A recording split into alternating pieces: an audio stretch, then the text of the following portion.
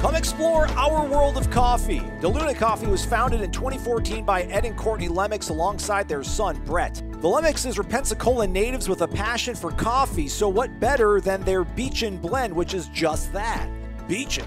It's their classic combination of Colombian and Brazilian beans. It creates a superior French roasted coffee taste, lower in caffeine, so it'll keep you easy breezy. Ed and Brett are both FSU alums and are extending a special offer to our listeners. Use the promo code WARCHANT15 for a 15% discount. Visit thelunacoffee.com and check out their Facebook and Instagram. From Tally to Cali, it's time to wake up. Wake up, wake up.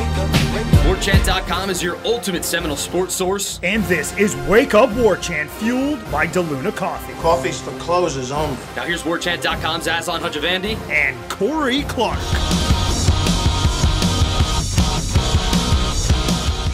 Wake up! What's up, everybody? It's Wake Up Warchant, fueled by DeLuna Coffee. DeLunaCoffee.com. Come explore our world of coffee. Had a 15:59 cup on Sunday. Didn't have one Saturday, Corey, because I had to wake up bright and early for that scrimmage, which we'll talk about later on. WarChant.com, your ultimate Seminole sports source. Use the promo code WarChant30 for 30 free days of access to our website. Listening to us on YouTube, hit the thumbs up. Would very much appreciate that. That shows that you like this video, this podcast. That's awesome. If you're listening to us on iTunes, awesome. You've made it. Leave a 5-star review, maybe, or a 5-star rating and maybe a review.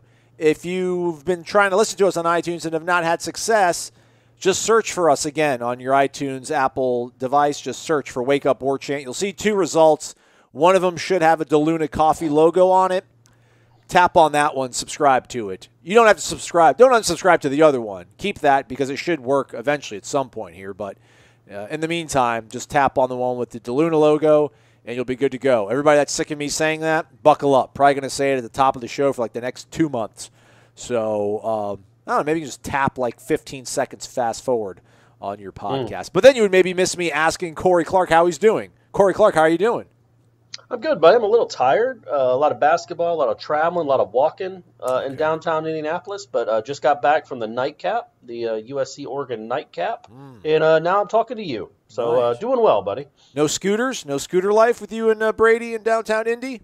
I actually did a lot of scooter life. Good. It was really cold today in Indy, so I figured, instead of a 12-minute walk, it was a 3-minute scooter ride.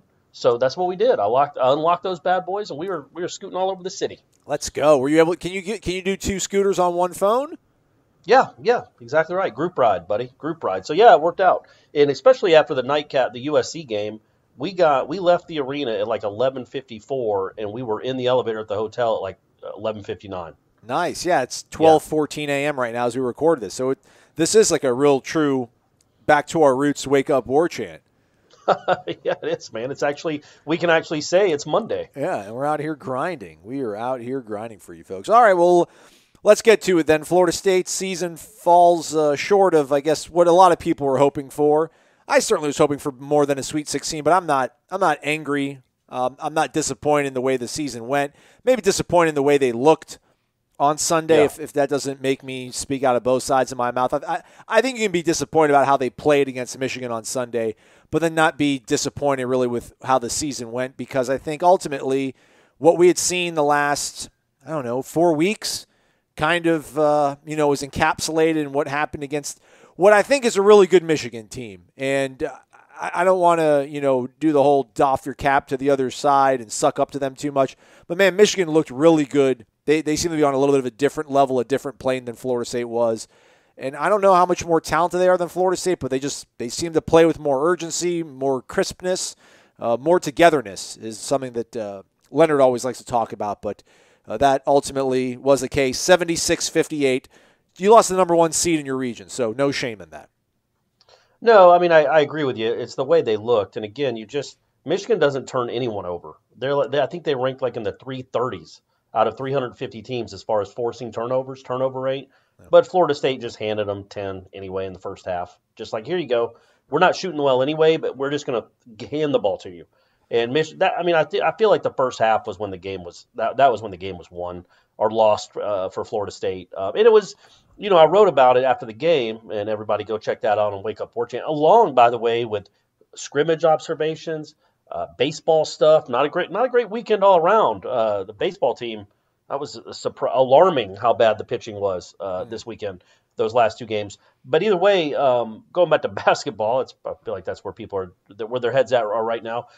What I wrote about was like, look, you can be upset that the way they played, but at the end of the day, this is kind of who this team was. Like, we can keep pointing back to the Virginia game or pointing back to like the Louisville game, but those were a long time ago. This has been pretty much who this team has been for 4 weeks now, 4 or 5 weeks. So with that in mind, I think they hit their ceiling. Like, they weren't going any further. They're not as good as Michigan. No. Maybe in 5 years, Scotty Barnes will be an NBA All-Star. He's not as good as the Michigan point guard right now. Right. That kid is 23, was like the Ivy League Player of the Year, and controlled the game even though he barely scored. And Scotty Barnes just wasn't that guy. And then you also throw in the fact that Raekwon Evans just became a ghost the last 2 months. Sardar Calhoun didn't give you anything. MJ couldn't hit a shot from the floor, and that wasn't just a one bad game. That was MJ now for 4 or 5 games or 6 games. So when you collect all that together, all those data points, this is who Florida State was. Not a very good offensive team facing a team that plays really good defense. And that's why I think it kind of ended in the right spot. Like, this team would have had to play above its head to beat that Michigan team. And it just didn't do it. And I think, I thought Leonard, and I put it in my column, Leonard talked about, he thought after the game, he said, I think sometimes we overachieved at times. And when you take a step back and look at the totality of this team in this season and what they lost, I think you could make that argument that, yeah, Sweet 16 for a team that lost who they lost, and their leading scorer couldn't hit a shot outside of 5 feet for the last month. Raekwon Gray was in fact. I mean, when you look at all that stuff, Barnes was hurt or injured. He was hurt. He could still play, but he was hurt. When you take all that into account, man, I think they went about as far as you could hope a team of that caliber could go. They were not a national championship team this year. Maybe if the tournament had been played in the middle of January, they would have had a shot. But this incarnation of Florida State in late March, it almost didn't belong on the same floor as Michigan, and it certainly wouldn't have been able to beat Gonzaga. It was not a national championship team, which is a bummer, but that's the reality of it. So that's when I look at it like that, it's like, okay, yeah, they could have played better. The defense was atrocious in the second half, but they did about as well as they could. I mean, they had to play Tenor and Gom. Tenor and Gom played more minutes in the first half than Raekwon Gray. That's how you lose basketball. Those refs, Corey, had it in for us. What is weird about that, Doug Gottlieb, who I don't think I maybe like that much as a person, but he is an incredible. I mean, he just knows the sport. He knows the sport better than anyone, and he gives great opinions. I don't know if you saw what he tweeted. No. But he basically said, and because I retweeted him, he's like, Michigan is fouling on every play, but they foul with their body, and refs aren't calling it. He goes, it's like the old Big East Nova style of defense. You can foul with your body, and the refs don't call it. And I retweeted that, and I'm like, yeah, that's what's surprising, is both teams are playing super physical. Only one is getting called for the fouls. And then he retweeted my retweet and said, yeah, but basically saying Florida State plays with its hands too much. And it's easier to call fouls with hands than it is with the body. Michigan was bodying up on every shot, hitting them on every shot in the body, but the refs weren't calling it. But what was odd is that, I did think FSU was pretty aggressive going to the basket. They didn't finish well, but, they just didn't they shot 6 free throws. They shot 4 free throws in the first 39 minutes and 40 seconds of that game. And I thought they did try to score in the paint a little bit, and Leonard said that too. He was diplomatic. I asked him about it, and he's like, look, there were 2 teams that were very aggressive, but that's the way the cookie crumbles sometimes. They shot 23 free throws. We shot 6. But then he also said what both of us certainly believe is Florida State just wasn't good enough. The refs, they would have had to have a great game from the refs to be in that thing. What's frustrating, though, honestly, is like, did Florida State guard any different than they did against Colorado? I don't know. They guard how they guard, and like and I say this because I was at the USC Oregon game where those refs just let everything go. They're playing. Some refs are like, we're playing, and other refs are like, okay, this team isn't playing, but this team. It's just that's what can be frustrating, is how it varies from game to game how the refs are gonna call it. But look, man, Florida State lost because Florida State can't make shots. They don't have guys that can go create buckets other than Raekwon Gray, and that was not a good matchup for Raekwon Gray because those dudes at Michigan are big and good. I just think, like, looking at that, Michigan just looks so much more polished, and it just makes me appreciate. And again, I think we should all really. I know it's kind of lame to go back and look at a team that's been gone for 3 years now. Like that 2018 run they had where they made it to the Elite Eight and lost to Michigan. That team just had ballers, like grown men, alpha dog, Phil Kofor, Trent Forrest, Cabangeli. Like they had these guys, Terrence Mann, Devin Vassell the next year after that. Like just guys that weren't going to be denied, guys that would find a way. Trent's going to get to the cup, and if he doesn't, he's going to get fouled, and he's going to hit both free throws. And, like, I don't know, like, Florida State, if Polite knocked down some shots, Malik Osborne had a pretty good day. I love Raekwon. Like, I'll go to war with Raekwon. I love Balsa. Everybody else is a 50-50 coin flip on this team. And you got two guys, and you look at Wagner, and you're like, man, Wagner's just smooth. Like, he's just polished. Yeah. The way they that have basketball players, right? Like, Michigan just – and I was thinking about this because it's one of those games where you don't want to be like, Leonard's got to change everything. No, he's got to switch it up. No. But at the same time, it's like, okay, you can't be, and I hate to kill the kid, you can't be in a Sweet 16 game, in a game against a team of that caliber, and be losing because Raekwon Evans or Tenor Ngam are on the court, or Nate Jack. It is crazy. It's like we're playing the game out like it's UNF in December. Like we're just rolling out, And we can get it. Look, Leonard's going to sit his guys when they get 2 fouls. Yeah. I don't agree with it. I never have. But what's the point? It's what he's going to do. But even then, we talked about their depth all year. Well, it was depth, but was it? And I said this in the column too. Folks, read the column. Basically, you don't even listen to this show. You read the column, you'll be done. But I said much was made about their great depth. But the only thing that was great about their depth was like the numbers. It wasn't great players making up that depth. Yeah. Wyatt Wilkes has a role on a team, but he's not a guy that can really contribute all that much in a game like that. And Raekwon Evans certainly couldn't. And Sardar Calhoun, I think, could, but he never really seemed to get comfortable this year in any real role. And then Tenor Ngam, you almost can't play. You can't play him.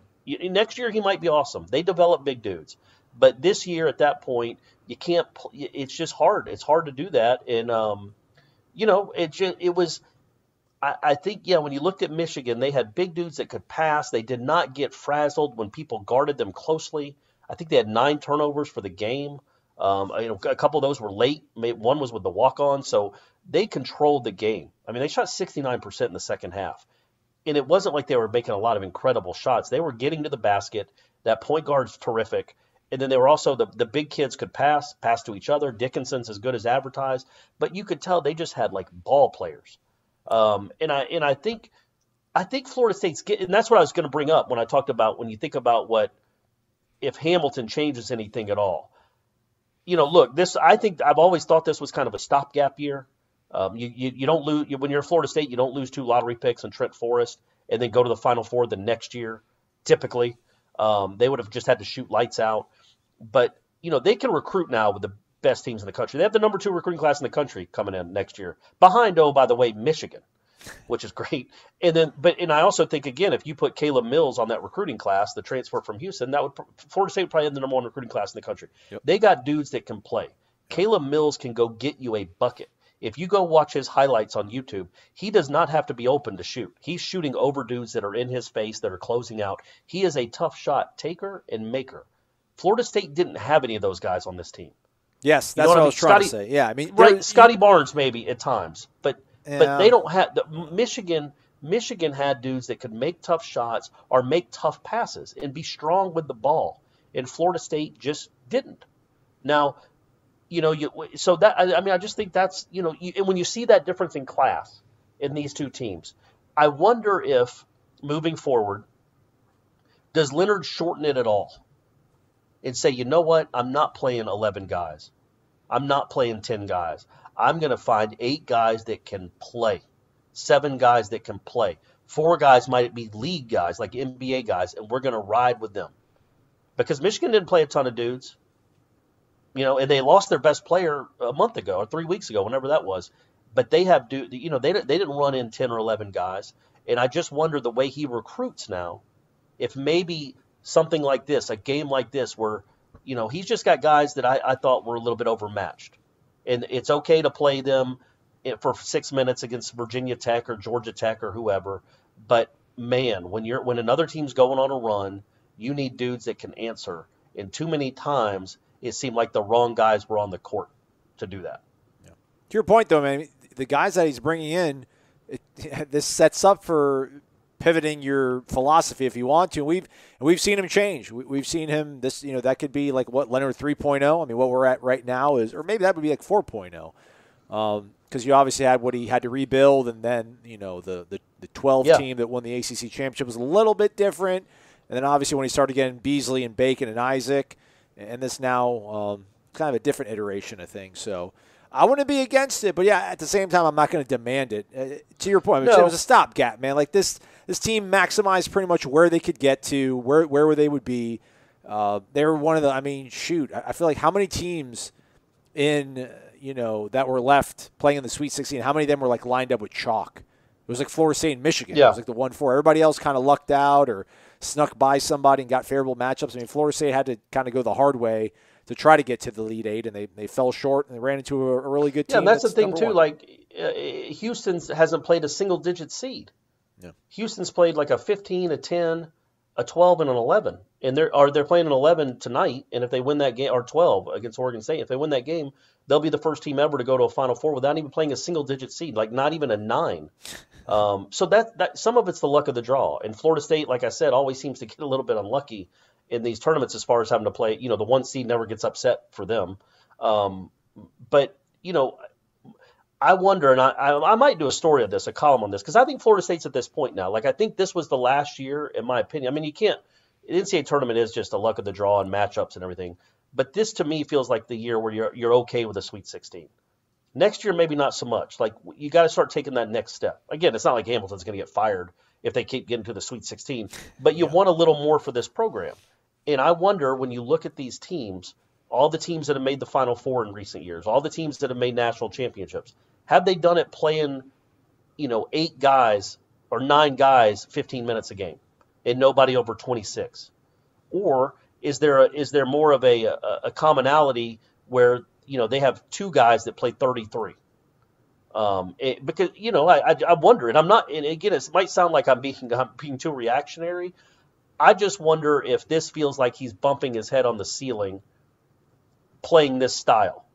But I also think, because he doesn't have the horses, right, Corey? Yeah, that's what I was going to say. That's what I was going to say. I think most of it is he just doesn't have the horses. But I also don't think you need 10 great players.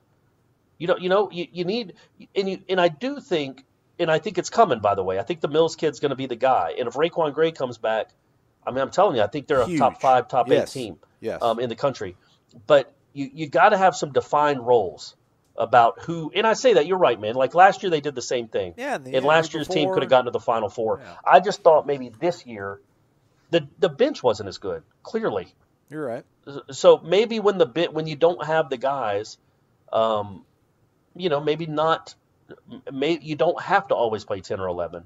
But again, it just that's more reactionary. I just look ahead to next year when you think about Calhoun will be in the rotation, Balsa, maybe Raekwon, Malik. Then at least 3 of those. Mills, Matthew Cleveland's the 5-star shooting guard. Yeah. Worley's the 5-star point guard. That's a rotation there of like 7 or 8 guys. Are you going to make it 11? So I just think when you get to this time of the season, you need dudes that can go get you buckets. And I don't think they ever really found that guy this year, except for Barnes on occasion and Raekwon for a stretch. Oh, also, Polite probably comes back next year, right? Oh, yeah, I didn't mean Polite. Man, Polite's the legit, man. Like, if you – that's what I'm saying. So Raekwon Gray would if he came back, you're talking about that's like big deal. And that's what I'm talking about. That rotation of 8 or 9 guys. Like, you'd have Calhoun might be your 8th guy or 9th guy with that rotation. Or Matthew Cleveland might be your 7th guy. a 5-star shooting guard, 6'7", that can score at every level. You're looking at a loaded team. But I still think even within that loaded team, I know he always says that the hot man is the open man, the go-to guy is the open guy. I don't know. I don't see a lot of teams that win national championships without having like 1 or 2 lead guys that are the guys that go take shots and and get you buckets when you need them. Well, like you see UCLA though, like UCLA lost Johnny Zwang, or Johnny, I can't even say his last name, just totally butchered it. Sorry, I thought I had on the tip of my tongue I was gonna be able to nail it. Juzang, I think it's Juzang. Like he went out late fourth or late second half, and that game went into overtime, and guys rose to the occasion. So. Yeah, but it's like I wonder, and I didn't watch any UCLA this year at all, except for what they've done in the tournament. Yeah. But I just wonder, like, yeah, I mean, and again, it's me being reactionary. It's probably me knowing I spent a lot of money to bring my kid up here, watched 4 terrible games over the course of 2 days, and I'm just angry. But like, I just who's there to stop the run? Yeah. Who's there to stop the run? And I think a lot of it is MJ certainly not being healthy at the latter part of the year. I think he might have been that guy, or he was trying to turn into that guy, but it just wasn't there. And again, though, it's definitely too reactionary. The more I hear myself talk, you're it's fine. like, You're fine. But no, I mean, like, what also hurts though? Shut up. What I think also hurt him a little bit too against Michigan. But last year Go ahead. I was just gonna say last year they had the team. Last year they had a team. It was just last year. And the formula. In the formula. I do think that again, I feel like that last year's team had a few more defined roles than this year's team did. This year's team never really got into who was the guy. But again, that also had to do, when you think about the roles on the team, Polite and Gray had to take huge step ups. Barnes had never played point guard in his life. MJ had to come into be the leading scorer type guy. There were a lot of new roles being filled. And so, yeah, it seemed like as the year went on, they kind of devolved a little bit. But, that happens sometimes. It was still a nice season. They still went to the Sweet 16. When you can call that, when that feels kind of like a down year, you've got yourself a nice basketball program. Yeah, there you go. Well said. Well said. March Madness is still going on, folks, even though our Noles are no longer in it. Stay in the action with MyBookie, mybookie.ag. Use the promo code WARCHANT. They will match your deposit 100%, up to $1,000. Let's look and see what's available for us when it comes to March Madness for the remainder of the tournament here. Let's see what the national championship odds are right now as we record this late into Monday. Well, actually, no, it's early into Monday morning. Right now, the only ones they have available here. Well, actually, this is all that's left. Odds to win the right side of the bracket. That's all they have up right now. They don't have the left side. So you got Baylor, Houston, Arkansas, Oregon State. Baylor's minus 140. Houston's plus 110. Arkansas plus 550. Oregon State plus 500. But you know what? None of that matters because it's probably going to be Gonzaga that wins it all. So once that odd is up, just go ahead and put all your money on Gonzaga. My gosh, that team looks really good. MyBookie.ag. Promo code is WARCHANT. Get in the game. Shoot your shot with MyBookie.ag. Yeah, when you think about Gonzaga, though, I think they're certainly the odds-on favorite, and they just got dudes. But what must have Michigan been like with Livers? Yeah. I mean, that was as good a team as Florida State's played all year, and it's not really close. And they didn't even have their best player. So, if Livers was available, man, I think they would have given Gonzaga a heck of a game. And Baylor could too. Who knows, man? Southern Cal dismantled Oregon. They're good. Brothers, they got, and that's a Leonard guy. That's a guy off the Hamilton tree, Andy Enfield. So. And Trojans, shout out to Corey Williams. Corey Williams is an assistant. He was a former assistant at Florida State. Is an assistant at Arkansas, and they're in the Elite Eight. Look at that, man. Hamilton. And Juwan Howard's a former player. Yeah, he's an Elite Eight. He should count as Leonard's coaching tree. Former player. Let's do it. I'm in for it. I know a lot of people are listening to this going, well, how about Leonard being the Elite Eight? Hey, calm down. He would have been there last year, we think, close to it. But yeah, and that was another thing that kind of bothered me at the end of that game. Was all the, and I know I was just guilty of it for the last 12 minutes, but all these people tweeting about, you want to see Florida State get over the hump, but they just never have enough offense for situations like this for these type of games for the NCAA tournament. They don't have enough offense. They don't have enough dudes that can go score. And I'm like, man, we all forget about last year. That was the team. Yeah. They had two guards, starting guards, who could go get you a bucket whenever they needed a bucket for the most part. And if they missed, they had a number 4 pick in the draft that could go follow up with a dunk. Mm-hmm. Yeah, like again, Raekwon Gray was on that team. MJ Walker was like the 4th leading scorer. Like that was the team, and that's what's so frustrating is I think that team would have beaten this Michigan team. Yeah. I just do. I don't even know. It would have been close. I can't say that, but I think they would have beaten this team. And it's just Florida State. I know that's always the talk about Leonard's teams is when they get this deep in the playoffs, their offense kind of bogs down, and they don't have guys that can go get buckets. They lost. I think they scored 50-something against Gonzaga. Attaboy. I'm trying. Gotcha. To lose in the Sweet 16 2 years ago. They scored like 52 against Michigan in that Elite 8 game, although Michigan only scored 56. But last year's team, that was the team. And I say that because I think next year's team has a chance, depending on how it shakes out. Could be and also, hey, man, you know what, man? The whole country is transferring.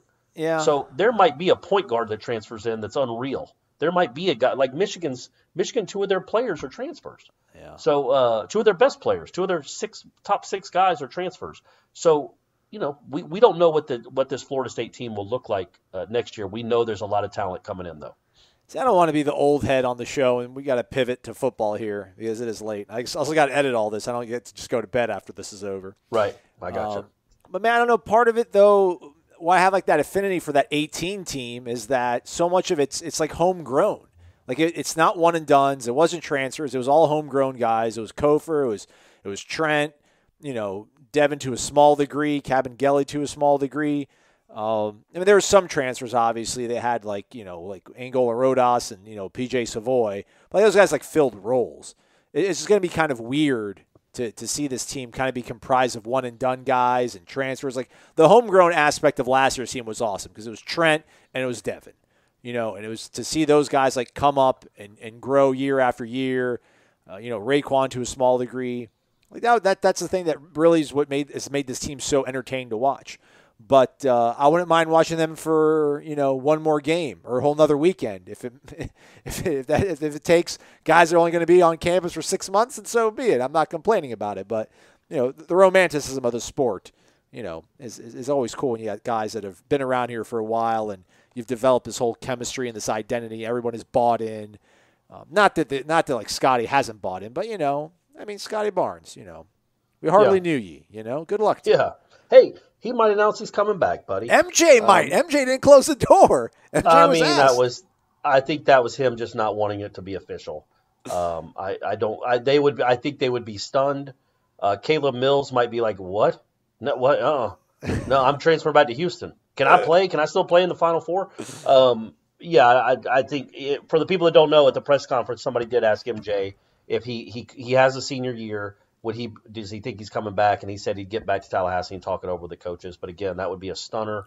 He walked on senior night. He talked about he went and kissed the floor when he came out of the game his senior night. So I'm not thinking that was just because he likes kissing floors. That was probably his last time on that court. But yeah, I don't want to miss that. MJ had a really nice career. He really did. And when you talk about that stuff, that the homegrown aspect of it, a McDonald's All-American that stays all 4 years, has a really nice career, started for 3 of those years, had some ups and downs and kind of ended it on a dip, let's be honest. Part of that was health, and part of that was because he's just not – I don't think he's that dude. He's not the bucket getter. He is a good shooter when he's open. But in these tournaments, the one thing I did notice in these games is, man – You've got to make contested jumpers, and he's not that guy typically that can make contested jumpers because in these games, man, it is hard to get to the rim. They don't call a ton of fouls, certainly not in Michigan. When you try to take it to the basket, so you've got to make contested pull-up jumpers, or you've got to be a creator for other people. And MJ just isn't that guy. That doesn't mean he doesn't have a role. He was a very good player his time here. He was the leading scorer on this team, had some great moments, but if MJ Walker is your top guard, your lead dog at guard, this sounds awful. I don't mean it this way. There's only a ceiling Corey. you can. Stop, Corey. You're just in a bad mood. It's late. You're grumpy. Guy on the road. Don't say anything bad about. How about I say this? This version of MJ Walker, the guy that can't knock down outside shots. Battered that's and a bruised, tough recipe. beat up, beat up. I mean, he collapsed again on the court.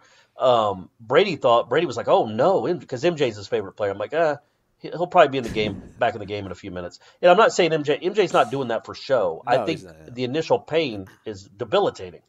And he lays there, and then he got on the bike, he loosened it up, and then he gets back in the game. That's what happens. But last year, again, just going back to last year, Trent Forrest and Devin Vassell were your starting guards. This year it was MJ Walker, a hobbled MJ Walker, and Raekwon Evans. That's a big dip. Yeah. So again, to get to the Sweet 16, it's a nice accomplishment, man. They blew a couple of opportunities to make this a historic year, but when you look at the totality of the team, I think you can just say, okay, it wasn't a very good team. And when people hear it wasn't a very good team, that makes it sound like they were a bad team. I'm just saying, no, they weren't actually a very good team.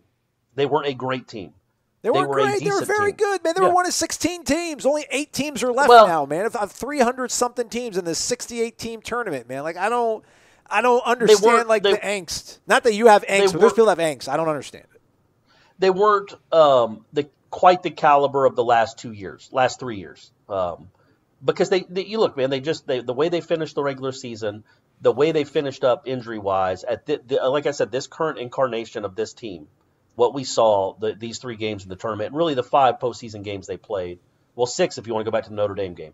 So their last 6 games, they were 3-3. They struggled with UNC Greensboro to score. They struggled in the first half against Colorado to score. They weren't elite, but that's okay. They were elite last year. I think they were very good the year before, and they had some unfortunate injuries. But this year, I think they accomplished about what they could accomplish when you look at it. Now, I think we just got all a false sense of what this team could be because they ripped through a pretty bad ACC. Yes, correct. Through January. And once they came back down a little bit to earth and you saw what Florida State was, it's like, okay, this was a nice team. It was a nice year. It wasn't a special year. It wasn't a special team. But that certainly could be coming next year, man. I'm telling you. The Mills kid, go watch his YouTube clips. There was one game where he scored 19 straight points in a game for his team, and they're not easy jumpers. I mean, he's making shots over people. And watch these games, folks. That's how you do it. That's just how you do it. So be interested to see how many minutes he plays next year. But Polite, too. Polite's turned into a very good college basketball player, man. I think he was the best player in the tournament for them. He's just really good. He's a warrior, man. He's a tough dude. That guy is a guy that you can. I mean, he's a great role player. And yeah, he's coming. He should come back next year. You wonder about Raekwon Gray. Again, if Raekwon Gray comes back, I'm telling you, I think that team has a real chance to do some special stuff. There we go. You heard it here first. What is today? It's the 29th of March. My goodness, can't believe it. Hey, let's talk about winners real quick before we talk about football. Although that sounded rude, but nice. I didn't mean it to. Shout out to Brooke Niles and the women's beach volleyball team. Now 21-0 on the season. They were playing in the Gamecock Grand Slam, which I imagine is in Columbia, South Carolina, because they thumped South Carolina on Sunday, number 15 South Carolina, 4-1. That's after they thumped number 9 TCU 4-1, and that's before Saturday where they beat the 16th-ranked Stetson Hatters in straight sets and the number 17 Georgia State Panthers 5-0. So beach volleyball, let's go. I'm going to have to I'm not going to because I don't want to be like the jinx. I don't want to be the jinx. I think if I started going to the games, they would probably lose and I'd feel horrible. And Lonnie and But I saw in the release they're still only number 2. I don't understand. They're 21-0 and have beaten all the top 5 teams in the country. Who's ahead of them, Aslan? I don't know. Is the release wrong? How are they not number 1 in the country? It looks like we might be talking about the best beach volleyball team in the history of the planet, and they're not even number one in the NCAA. Let's go. Or do the pollsters have it out for her? I mean, if it's not the refs, it's definitely got to be the pollsters. Well, let's see. I mean, Right. maybe I think the coaches are just jealous of Coach Niles. They're just holding her back. Probably. That's what it is. Just it's haters, man. The haters trying to bring you back. Southern Cal, and that's odd or that's funny enough because I'm pretty sure Southern Cal is next up for the softball team, or sorry, the beach volleyball team. So, all right. Maybe we need to set the table for that one, huh? Saturday, April 3rd, Southern Cal in Los Angeles, 1 p.m. Local time. Well, not local time, Tallahassee Eastern time. Oh, wow, it's going to be really early then. Like, what, 10 a.m. in L.A.? That's the match of the century. Number 1 versus number 2. Let's go, man. And then on softball front, they took down Boston College. They played them 4 times. They won all 4 of them. 3-2, 5-0, 4-1, and 10-2. 10, yeah, they run ruled them. Sorry, Boston College. Maybe next time. So we do have that. The women, the ladies' sports at Florida State, keeping us afloat in the spring. We do appreciate them. Meanwhile, Corey, football, I think they're actually practicing today. We'll get them in interviews later on, so do stay connected to warchant.com this evening. Also on our YouTube channel. I think Mike Norvell said he was front-loading the schedule this week so that they could have Easter weekend off and go be with their families. So that's cool. Thanks, Coach. Maybe I can actually have a weekend off, but I digress. So they scrimmage on Saturday. It was open to the public. A lot of recruits are out there.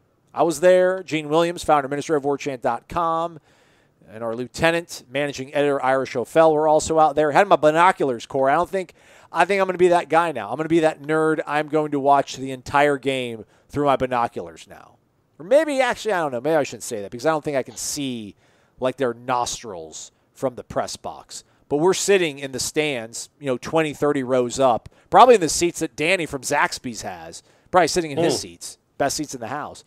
And, like, I held the binoculars, and because the thing is that you have to wear a mask, I wear glasses, and my glasses would not stop fogging, which is not good because that means that, vapor is escaping my mask, which thus kind of eliminates the purpose of the mask. But, again, I digress.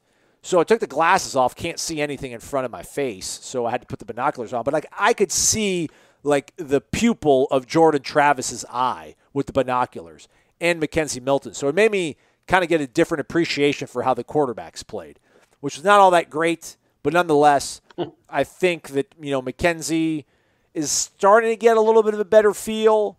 I think Norvell said that, he is seeing the field better, like his eyes are moving right, but they're not moving in the right progressions, but he does know, what his options are, but he's just not maybe going in order sometimes. And then I think Kenny was mentioning that, if you're a guy, I think he was implying that it's, Mackenzie Milton, that there's certain things where certain programs, certain schemes are going to coach you, for example, to look on the field side to make your read and make your check, but with them being Norvell and Kenny, they don't. So it's kind of having to relearn these sort of reflexes and these habits.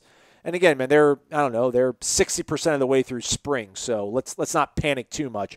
But it was a day that was won by the defense. My concern, though, Corey, is that I don't think the defense won. I just feel like the offense lost. And I asked Mike Norvell that question. He didn't really appreciate it, which, sorry, Mike. But it just, I asked him, do you think the defense won, or was it that the offense didn't execute right? And he's just kind of like, well, does it really matter? And to me, it does, because, what I did for Saturday was I tabulated all the defensive stats. Like, I was watching and seeing who got the tackles, giving guys credit for pressure, sacks, things like that. And if you were to look at the stats, you see like Derek McClendon had 3 pressures. Like, I credited him with 3 pressures. And you're like, all right, nice, man. Like, that's all right, man. 5-5 coming through. Like, that's good. Some added, talent that we have on this defensive line to replace what we're losing. Awesome. I'm all about it. But I'm telling you, like, none of the maybe 2 of the sacks, 2 of the pressures were true, honest to goodness, I whipped my guy and I'm stronger than the guy in front of me and I got to the quarterback. Or I'm faster than the guy in front of me and he has no shot and I got to the quarterback. The rest of them were like 2.5 seconds, man. It's stuff in the natural course of a game. You're going to get home to a quarterback.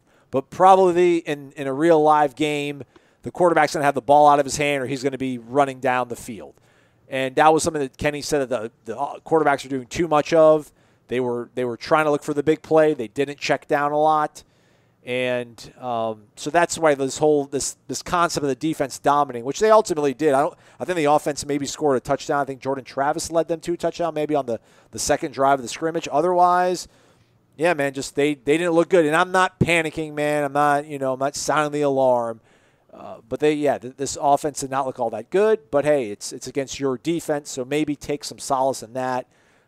But I didn't take a lot of it. So I don't know. Do you want to know anything since you weren't out there, Corey, since you didn't have the pleasure, the luxury of being out there and watching it? Who was the best receiver? Oh, man. You had to ask that one, huh? Probably Keyshawn. Keyshawn had a touchdown, and it was him. It was like a dump off. It was like a short curl, not a short curl. It was like a dragging route, and he took it. It was, I don't know, probably 18 yards maybe. I should pull up the stats because we do have them up on warchant.com. Although, where did it go? Why did you unpin it, Ira? Don't unpin the stats. That's solid. But no, it was yak. It was like yards after the catch. It wasn't, all air yards, which some people might complain about. But I thought he had a nice catch and run on that. He runs there's such like suddenness and violence, if that makes sense, when the way that he gets in and out of his breaks. Now, I don't know if him getting knocked off his line is going to happen a lot if he goes up against guys that are a little bit bigger than him, but I thought he looked quite nice. I think Pokey had a nice catch and run. Man, Malik McLean physically looks really well put together, runs really well, got open, dropped one that was tough, in terms of he should have had it. He should have had it. But I'll keep faith with him. He's young. He's a young dude. So that's but that's still an ongoing thing, Corey. The receivers still are, I would say, a bit of a point of concern with this team right now. A little bit. Yeah, but I think with all those things you said, though, about the offense, the defense, that again, that's the problem of judging a team by spring. Because, again, I'm not even going to say it again. You know what I'm going to say about how to judge the offense versus the defense and all that. But I also think they're the natural part of a spring. Like there's it's not going to all look great. It's right. Why they're practicing. And again, you're rolling with quarterbacks, one who's never been in your system before. Jordan Travis probably practiced 9 times last year, it sounds like. You're rolling with quarterbacks that aren't still fluent in what they're trying to do yet, which is what they're doing here. This is what the practice is. I tell it to Brady a lot when we practice and he gets mad at his baseball practices if he makes a mistake or makes an error or doesn't know where he's supposed to be on a certain play. I'm like, that's why you're practicing. Don't get upset about it. That's why you're here. This isn't a game. And not that these guys were upset, but it is hard to judge. He wasn't happy, man. He was a little peeved. I thought Norvell was a little bit peeved. Yeah, but that's good, and not just because of you, right? No. He was well before that. Yeah. That's good. I'm sure he's not happy with the offense. Again, I'd rather, if I'm a Florida State fan, I would have rather read you guys' observations and the scrimmage breakdown, the play-by-play from this Saturday as opposed to last Saturday. Last Saturday would have scared the bejesus out of me. Like what Trayshawn Ward is running for 140. They're moving up and down the field. Okay, because you can't win like that. You can't win if your defense is terrible. You'd much rather your defense win the day, but you also need to start seeing the offense actually do some things. We had enough of the offense slopping around last year.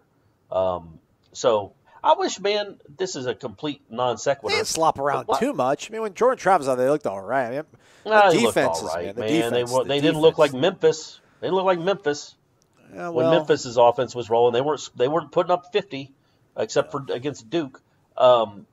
I wish they'd do like scrimmages against other teams. You know what I mean? The NFL does that. The NFL does that in the preseason. They'll have the Jaguars will scrimmage against the Falcons and then play a preseason game against them. And I wish colleges would do that. Then you could know what to feel good and what to feel bad about. So it's just hard. It's really hard to gauge. But it's something to talk about. And it certainly sounds like that quarterback battle, again, like we said 3 months ago, nothing will be decided until the week of the Notre Dame game, I don't think, unless there's another injury. I don't think anything's going to be decided, and I think it could come down to that. And I think we both still think Milton's the guy, but again, at some point you got to go win the job. Yeah. But luckily for him, you don't usually win the job in the spring unless you're Jameis. So remember Clint Trickett's like, I'm bouncing. This isn't fun. What am I stay here? And I mean, this is pointless after that spring game. But most times you don't win the job in the spring. So he's got time, but you also want to start seeing some stuff, right? You want to start seeing a guy that looked like the guy at UCF, at least glimpses of it. But you said you saw a little bit of it. Yeah, I mean, he escaped a couple times, but I mean, he was 3 of 10 passing for 46 yards. Travis was 8 of 16 for 154 in that touchdown. Tate Rodemaker was 4 of 9. I thought he looked better than 4 of 9. He was 4 of 9 for 32 yards. He seemed to have like the best feel for where the ball had to go. I thought he made like the best decisions out of the 3 quarterbacks, but that also needs to be kind of qualified with the fact that he was running second-team offense versus second-team defense, and I think the second-team offense is significantly better than the second-team defense. Like, second-team defense, man, you want to talk about depth, not having it. This defense, I think, like, the first-team defense is going to be okay. They're going to be good, but they'll be okay. But, man, guys get hurt, especially in that defensive line. Man, it's going to be bad news bears, I think. But no, I think Milton, like the thing with Milton was I was literally I'm looking at his, like I could just see like his pores. Those binoculars are amazing. But he like did not have like a downtrodden, confused, befuddled look. Like he was constantly looking like downfield to make a big play instead of checking down, which again, that's what Kenny kind of wanted them to maybe do a little bit more because it was there, he said. What I like that Kenny said, and I think he's probably said it before, like last season was, he's like, I've told the team, listen, we have 2 options. He's like, we either have to be elite in the way that we're efficient, like our efficiency has to be elite, like we have to be able to go out and rip off 10, 12 play drives, or we need to be explosive. And he's like, we were neither on Saturday. And I don't think, he is expecting this team to be efficiently elite. I think every offense in 2021 is explosive, man. Nobody, maybe Jimbo is the last guy that's still trying to go out there and slog 9 plays, 75 yards in 7.5 minutes. But, man, every team's trying to scheme up a big explosive play. And Florida State right now, man, Jayshon Corbin, I like him, good running back. Maybe Toafili has a little bit more of that ability to break off like a big, huge chunk run. But, man, it's just those receivers right now. There's not a lot of firepower out there. So I wonder like how much of what they want to be and what they want to look like and what they want to run. At what point is there going to be like a reckoning that, hey man, we maybe can't do it this way? Because again, I mean, my point, like I for some reason there was something about Jordan Travis that they didn't think was good enough or didn't fit their vision because they went and got this Mackenzie Milton guy, and you could say, well, that's an insurance plan. I don't know, man. I don't really believe that. But there might have to be a point where they have to figure out, listen, our offense is going to be backyard football. It's going to be 1 or 2 reads and then let that guy just go run for 8 yards. Because I'm telling you, and it doesn't make sense, man. And then people think I'm criticizing the kid. I'm not. These are compliments. They're not backhanded. I cannot believe how elusive he is. It makes no sense. He does not running fast. At least he doesn't look like he's laboring. And then he's 13 yards down the field. You can't quit. You got to quit saying he's not running fast. It doesn't look like he's running fast. That's what I'm talking about. That's the same thing. Like I told you, like when Andrew Jones would go chase. Well, I still need to see him do it against like a really good team, like Clemson, Florida, Miami, elite defenses. He ran for didn't he run for 100 against Notre Dame? He did it against an elite team, and Pitt at least had a good defense, and he had a 90-yard run against them. It doesn't look like it, but he is. I mean, he's not 4.2, but he's not 4.7 either. I mean, he's probably in the 4.5s, man. He can run, he can move, and he's not getting tracked down from behind. It just he's one of those graceful dudes, man. That like Andrew Jones chasing a fly ball, or maybe Reese Albert chasing a fly ball to keep it Florida State centric, chasing a fly ball and watching it go over the fence. It just doesn't look like they're running fast. And then all of a sudden he's 16 yards downfield. That run he had against North Carolina. That was crazy. That's first play, right? He's fast. And it happened. It wasn't slow motion. It was, and I think Chubba Purdy's a very good athlete. and I think Chuba can run. There was a noticeable difference to me when those two kept it in a football game last year. Oh yeah, Chuba can run, and so Jordan Travis is faster than him. But yeah, man, I'm with you. Like, I'm still of the opinion that this offense can really move with somebody that can throw. That's got a real. I don't want to say an elite passer, but let's call Mackenzie Milton an elite passer. I think that can make this offense. The ceiling is higher with it. Yes, I think. But obviously, man, you start to wonder if these receivers don't pan out or they don't take a huge stride. You're like, okay, well, what good is it going to have an elite passer when he doesn't have a lot of great weapons to throw to? Yeah, it's offense for playmakers. He's your only playmaker, right. Probably. Jordan Travis seems like your only offensive playmaker. It's an interesting debate or conversation they're certainly going to have, and a decision they're going to have. They're not flooded with playmakers right now. It feels like they're coming. It feels like the way they're recruiting, the cavalry is coming. But right now, currently on this roster, I think probably their most talented receivers are the youngest ones that don't quite know what they're doing yet and don't have the experience yet. So what kind of crop of playmakers are they going to have in September of this year that they can count on? And that's an interesting thing, man. And it doesn't sound like, again, I haven't been able to watch practice because I've been up here in the beautiful Circle City, Indiana, the Circle City. Nutmeg State. What's Hoosier Indiana? State. The Hoosier State? Yeah. There is a Nutmeg State, but I can't remember. It's somewhere in New England, I think. Yeah. Delaware, maybe? Or is that the first state? That's the first. Vermont. There's a Nutmeg State, folks. Connecticut. Google it. There you go. Sweet. Didn't that what I said? Hello? I'm here. Okay, sorry. I did not say Connecticut. Sorry, that was really rude. Like, no, what did you say? You said Delaware. Did you say Hartford? Delaware. Yeah, Hartford's in Connecticut. So, did you say Hartford? Hartford is. No, I did not. Don't worry about it. Right. Shush. Moving along. It's almost an hour, Corey. Come on, man. It's 1 a.m. Yeah, I know. So that's something we'll watch during the spring scrimmage. Is these two quarterbacks, what they look like, how it looks different with them. Although you still don't get the full gauge of Jordan Travis because he's got a non-contact jersey on. But yeah, man, I think it's okay to worry about the offense, just like we certainly are worrying about the defense, and not because we don't think that these guys can coach. Quite clearly, Dillingham and Norvell know what they're doing, and Atkins too.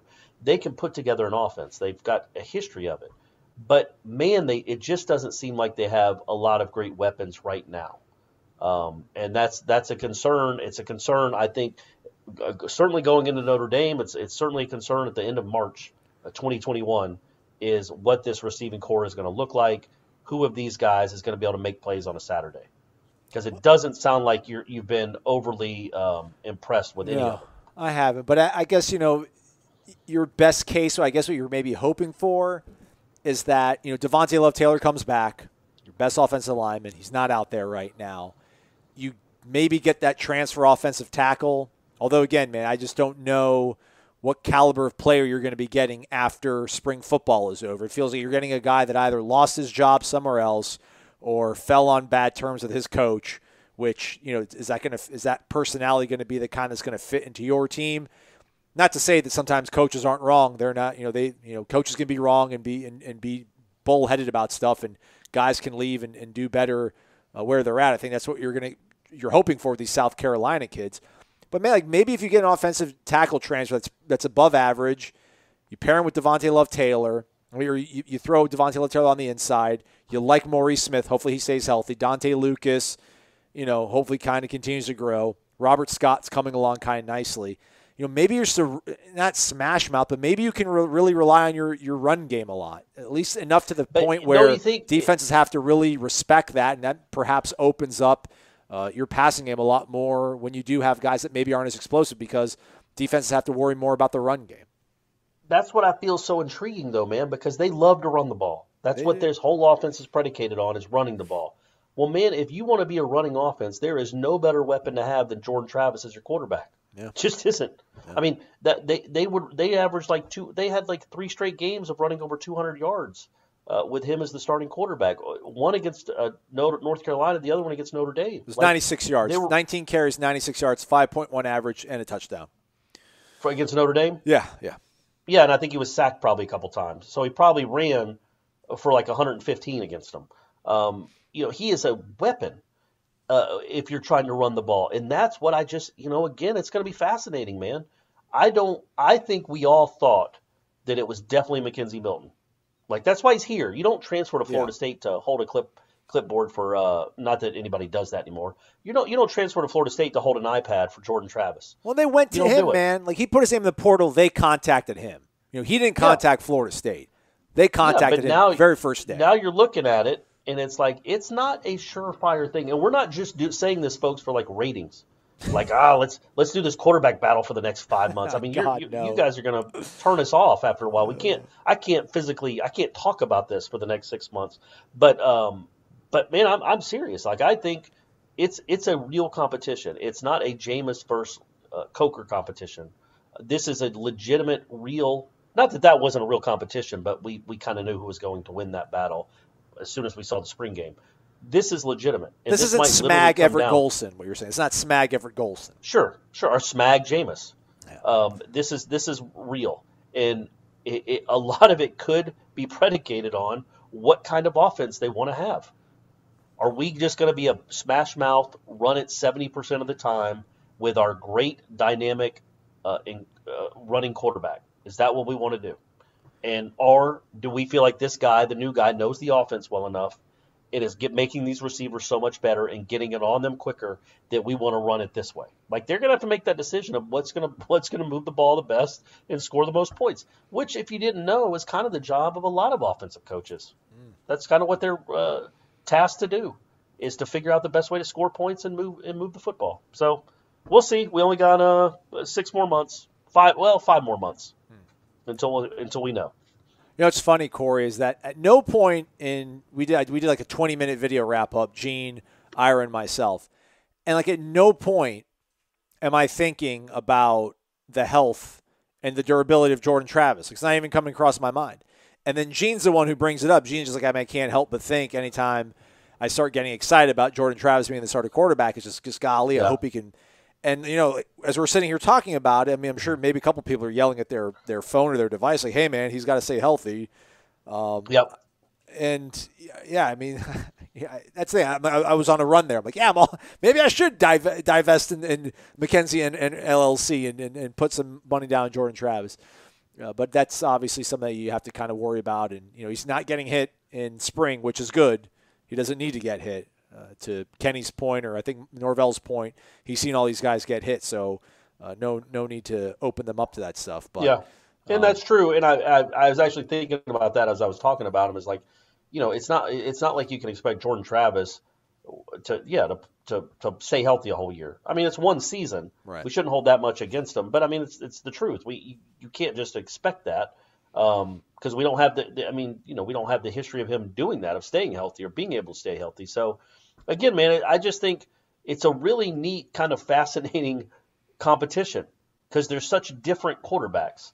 And Milton can run a little bit, right? Just like Jordan can throw. Yeah, man. But they do one thing so much better than the other that are seemingly. Like, Jordan's gotten better as a quarterback. We can agree with that, or a passer. But, yeah, they just seemingly do one thing so much better than the other. It really will be like a preference almost at this point. It's not like Jordan Travis can't throw the ball down the field. So it really, I mean, I thought even by this time in March, we would probably say, okay, yeah, McKenzie's won the job. That's just not, it's not close to that happening. No. He might clearly win the job, but right now I think it's 50. It's probably, I thought going into spring it was 95-5 that it would be Milton. Now I'd say 60-40. Ooh, that's a big swing. It's a big swing. I mean, the thing is, this can easily change in like 1 week's time, I think. Because, again, like Mackenzie Milton, to me, he doesn't look like a frustrated, down on his luck, like what the hell is going on. Yeah, I don't sense that.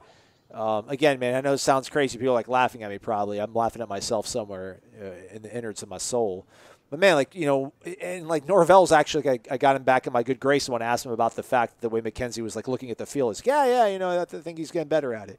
But like when you literally can see I'm just looking at his face and seeing the way that he's looking at the field and scanning through everything. Like it's not, he's picking up on things, man. Obviously, he's not anywhere near where he needs to be to conceptualize this, and it's self-admitted. Like he said, like the biggest thing for me is to get this offense down pat, get it down cold, because again, man, physically he's fine.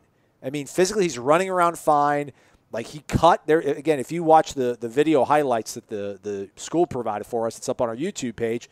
Like whoever was filming it, somebody around him was like, "Ooh!" like audibly oohed at one of the cuts that Mackenzie Milton did while scrambling downfield. So, like physically he's okay, which I think if he does end up winning this job, we'll probably look back and laugh at this, us maybe talking so much about it in March and April and things like that.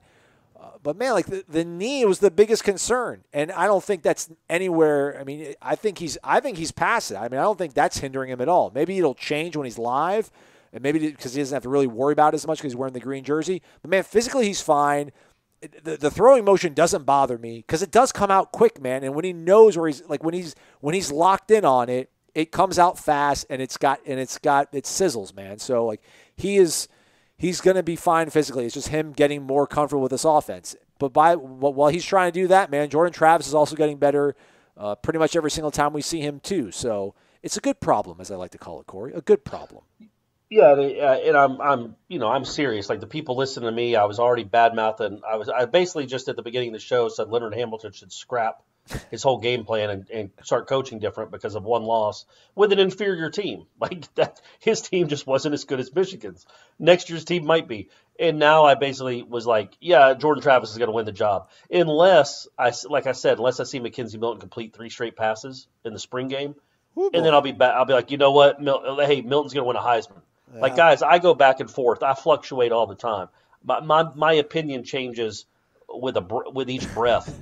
So just trust me, none of this is in ink. None of my opinions are in ink. I'm allowed to change them. No Sharpies on this show. Yeah. All right. Baseball, they didn't win the series. Kind of a bummer. They won Friday, and then Saturday and Sunday, pitching let them down, starting pitching especially. Although I don't know, maybe Sunday you can call it the bullpen. Sunday, man, they fell into two. They jumped out to a lead. I think they jumped out to a 2-0 lead. Matt Nelson's got 10 home runs on the season now. And I thought, man, Nelson making himself some money. Yeah, man. I thought Matt Nelson was going to be. I'm like, he's going to be a defensive upgrade over Cal Raleigh, but obviously not going to be able to produce the way that Cal did. He's getting kind of close, man. I mean, it's pretty crazy how that works out. Man, the first 4 in that batting order are pretty lights out right now. I mean, Tyler, I think, has played in 34 collegiate games, maybe 33, and has reached base in 32 of them. Yeah. So that's good. Nelson's batting in the 2-hole right now. Again, he's got 10 home runs. Robbie's starting to come around. Robbie had a home run. He had a double as well this weekend. And then Elijah. I think Reese Albert had a nice weekend. He had a 3-run home run. Slam. Cabell had an opposite field home run that he crushed like over 400 feet. Man, like the top half of the order is good, and Logan Lacey's not in right now. Nander's out. Nander hurt his oblique on Friday. So they're kind of having to shuffle some things around. I think if Meat had his druthers about it, could do it over again. He probably would have started Ryan Romano at third on Sunday instead of trying to go and shake things up because I think Richie Morales started third and really didn't produce anything. Jackson Green right now is kind of he's kind of an auto out. I think he's batting 106. He's pretty good in the field though, so I'll give him that. But they lost to Wake on Saturday and Sunday. Sunday's game was a 12-10. Final. They were down, 4-2, 8-5, 10-5, and then tied it up 10-10. They had an inning where they had back-to-back home runs.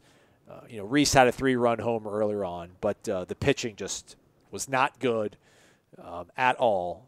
Jonah and Chase got banged up, but whatever. Carson Montgomery came in and didn't probably give them as many innings as they wanted.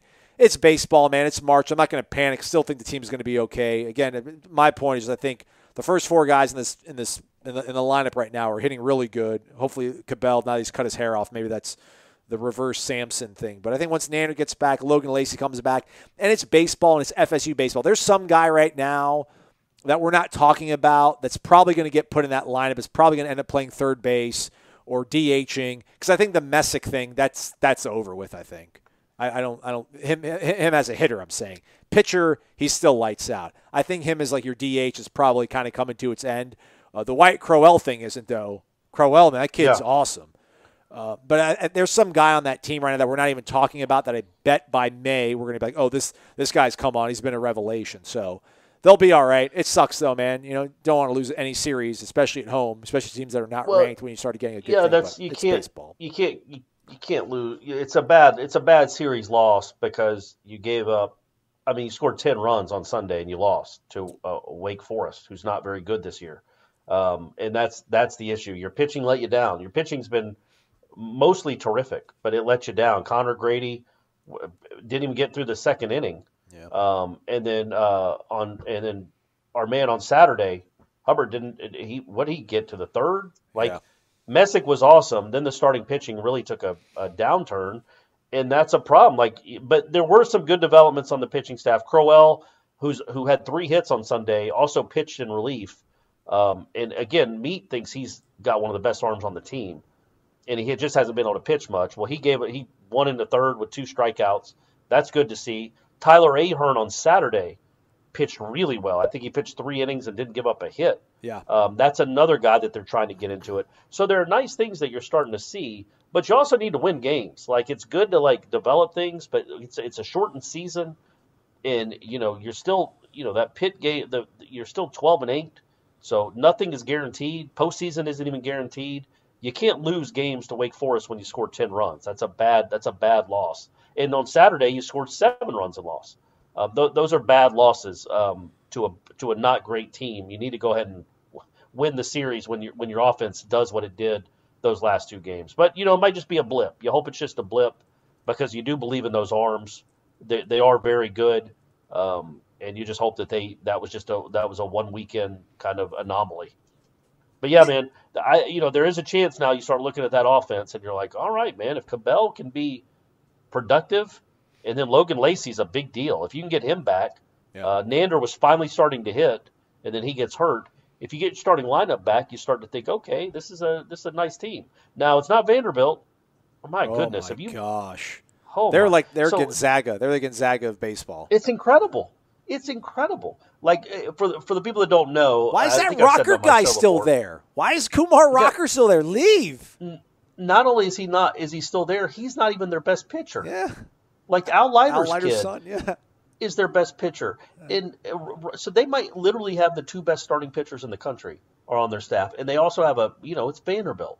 So they have their whole lineup is top 3 round picks. And my son, his goal, his stated goal for the last 6 months is he wants to play shortstop at Vanderbilt. Let's go, Brady! He doesn't listen to this show. So I don't have it hard to tell him, yeah, right, man, good luck. These guys are built different.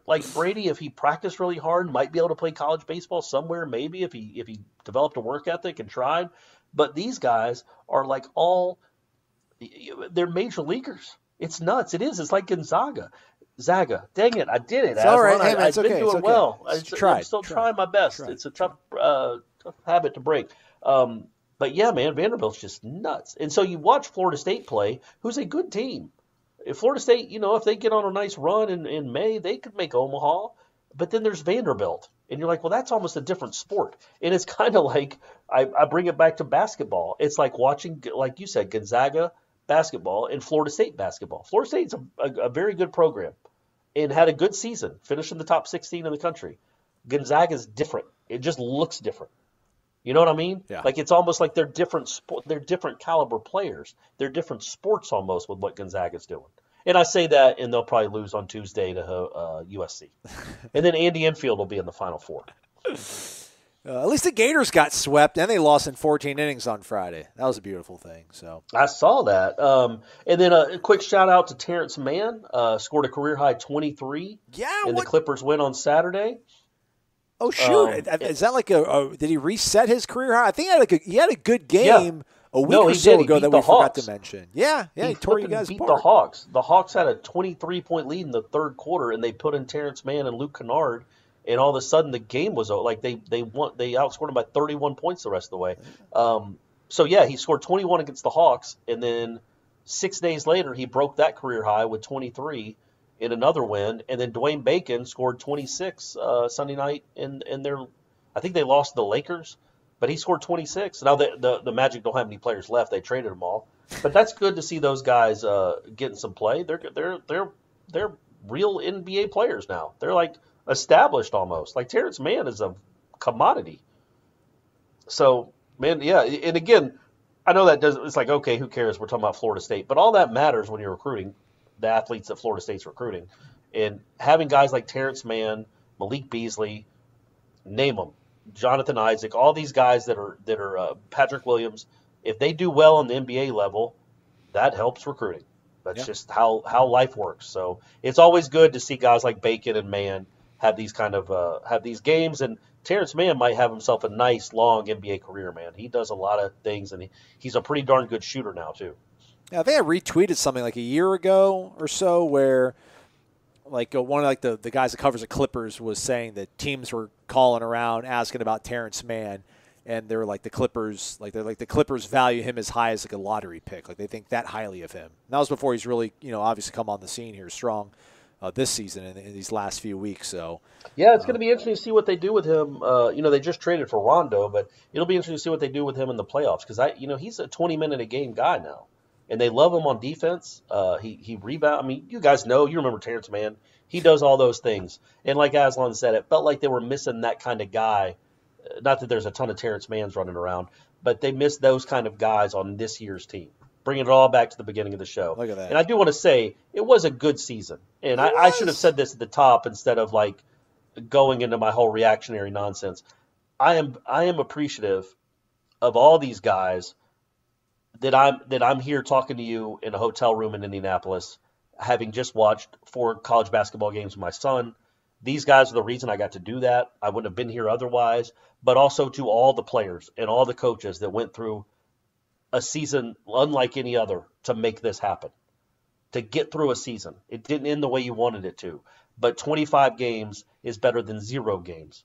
Getting to see Scotty Barnes play for 25 games or 24, he missed one, is better than not having seen him at all. And this March was certainly better than last March. And I'm, as somebody that's still a sports fan, even though I've been doing this for a long time, and I feel like I come off as a cynic sometimes, it was really cool to be here, to watch college basketball, to enjoy these kind of environments, to go to Hinkle Fieldhouse, to see a game where Jimmy Chitwood hit the game winner.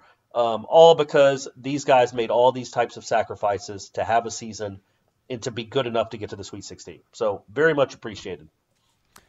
Also, I just noticed today's practice is actually open to the media. So, yeah, rock and roll, hoochie coo. So we'll have lots to talk about on our YouTube channel. We're probably not going to have a show for you tomorrow, though. Travel day for the big guy. And right. We'll figure it out with a live show. Renegade Express, though, we'll get back on track with that stuff towards the end of the week. But we'll definitely, I'm sure, have some sort of video up on YouTube with a breakdown of our observations from practice as well as interviews from Coach Mike Norvell and requested players. So that's going to be going down evening-ish on Monday. So go to warchant.com, get yourself a glass of or a mug of DeLuna coffee, and just savor having maybe the best beach volleyball team that's ever been assembled as part of your favorite Not only is Florida State playing number 1 USC this weekend coming up, I guess it's this weekend, they're also playing UCLA, who's number 4. That's a big trip. That's crazy. Like Old Brooke, she scheduled like the big dogs. Lots like of they're iron. traveling to LA to play the 2 of the best programs in the country. Maybe thinking, this is what we're gonna. This is who we're gonna see in the finals anyway. Let's get a sneak peek of them. Let's get a quick peek of what they're gonna be like in the national championship. Smart. Somebody's playing chess. Somebody's playing chess right now. Win or lose, it's gonna be good for the Noles to go out there and play those teams. A lot of iron, sharpening iron. A lot of iron. That's all they do. That's all they do. Los Angeles. All right, that's a wrap for the program here. Oh my goodness! By the time you guys listen to this, How it might long be was this? Tuesday. Oh, hour and 15. Oh my gosh, Aslan. Well, yeah, folks. Oh if you're yeah, upset me. that I'm the guy that talks all of it. I I'm know, sorry, Corey. My yapped bad. it. But I was going to say, like, if you guys are upset that we're probably not going to have a show tomorrow, just, you could have listened to half of this on Monday and half of this on Tuesday. Should have said that at the top of the show, Aslan. Then we could have broken it up. We could just break this bad boy up. They can see how long the show is. They'll you're know right. how to digest Sorry, it. folks, for talking so long. Oh, stop it. They love you. He's Corey. I'm Aslan. Thanks for listening to Wake Up Warchant, fueled by DeLuna Coffee, DeLunaCoffee.com. Warchant.com is the ultimate inside source for FSU football and recruiting. And now you can get in on the action for free for an entire month. Warchant.com is offering a risk-free 30-day trial subscription. Get full access to the #1 website covering the Seminoles just by entering the promo code WARCHANT30. That's WARCHANT30. Sign up and get in on the world's most active FSU message boards. Receive breaking news, stories from our award-winning staff, plus get exclusive interviews and videos. Just enter the promo code WARCHANT30. Warchant.com, your ultimate Seminole sports source.